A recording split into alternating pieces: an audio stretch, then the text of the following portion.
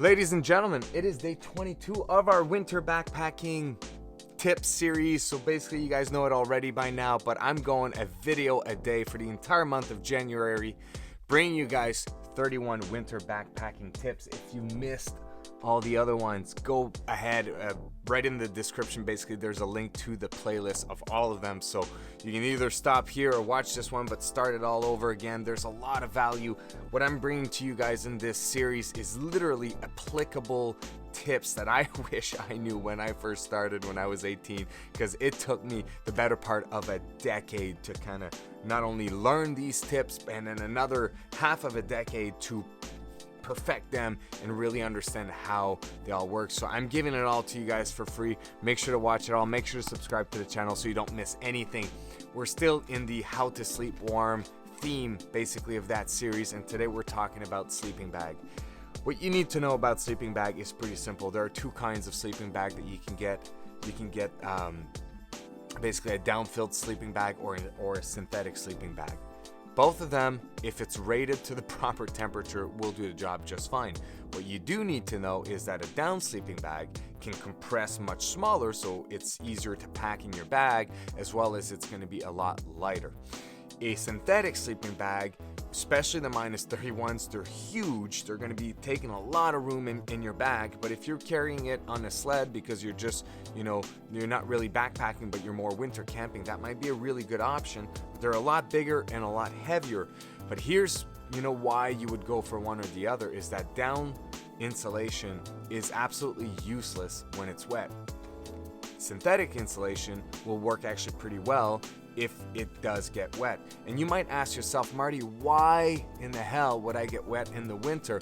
Well, what you don't know yet, if you're just starting out winter backpacking, is that managing water is like the most important thing that you're gonna do while you're out winter backpacking, whether it's the water that you have to drink, so you always have to find streams that are not frozen or melt snow like we talked about already at the beginning of this series. But the other part that nobody knows is that you're managing your very own sweat. The amount of water that you are producing will make everything in your gear wet over time. And when a synthetic bag becomes really handy is if you go for multi-nights.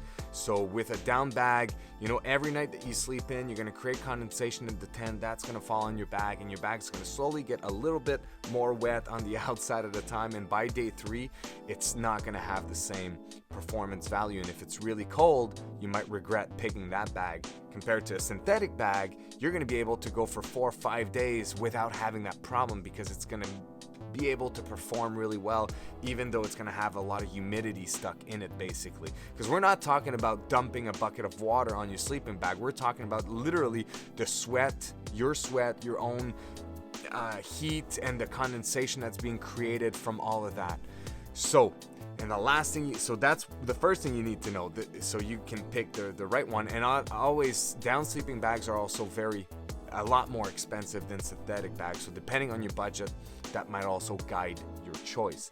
The next thing you guys need to know is that the comfort rating to which the sleeping bag is advertised is, in a way, is actually regulated, but what they advertise is not. So it's important that you are aware of this. There are typically 3 kinds of rating. Most sleeping bag will only show 2, but some will show 3. But there's the comfort rating. So the comfort rating will be the rating that most sleeping bag are, actually very little sleeping bags are going to be advertised with their comfort rating. And what the comfort rating means is that you can literally lay back on your back with your arms out, legs out, and typically women will sleep colder, and so that's how they kind of guide it. They'll say a woman will be able to sleep at that temperature without being curled up or anything, and have actually a comfortable sleeping night. Then there's a transition rating that might be written as well in there, where it's going to be, depending if you're a cold sleeper, you're not going to be, this is probably your comfort rating if you're a really cold sleeper. And then there's the how do they call it? I have it here. The emergency or the risk level basically the survival rate. That's what it's called, the survival rating of your sleeping bag. And what this means, and that's the thing that you guys need to know, is that most sleeping bags are advertised at their survival rating. And what that means is that if you're all curled up in a little ball, wearing your clothes inside that sleeping bag at that temperature, you will not die. But today, I'm trying to teach you how to sleep warm. So by knowing that the rating that is advertised, although it's regulated, they all use the same kind of techniques to test all the different sleeping bags. What is being advertised is not the same for all the sleeping bags. So you guys need to be aware of this. You need to do a little bit more research and make sure you get the right the right rating for your sleeping bag. And what you want to do is know the actual comfort rating of your sleeping bag so that you have a really nice basically a warm sleep at night. So if you're hoping to go sleep at a minus 20 degrees Celsius, okay, and you want to be super comfortable, get a comfort rating of minus 20 degrees Celsius. Or if it's minus 30, just understand that. And then once you have your sleeping bag, this is one thing that is not talked about enough, but you can't hope to think that you're gonna go and test out your gear out in the mountains 2-3 days away from the car. Your winter camping gear needs to be tested before you go out. So, I've been known to sleep on my back porch or outside in my yard with my sleeping bag to test the rating. And you might have to do that as well, just to figure out how cold that you sleep. Also, the combination between ground insulation, vapor barrier, as well as your sleeping bag.